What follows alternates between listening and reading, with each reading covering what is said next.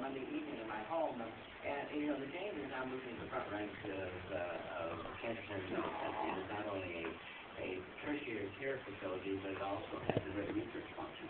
Dr. Colin Dury and his team have put together a magnificent plan which is taking us down into this century in a leadership role. And the purpose of it, of course, is to make certain that cancer, which is such a deadly disease, has a great advocate in terms of defeating it. You're doing an awesome job. You want to see?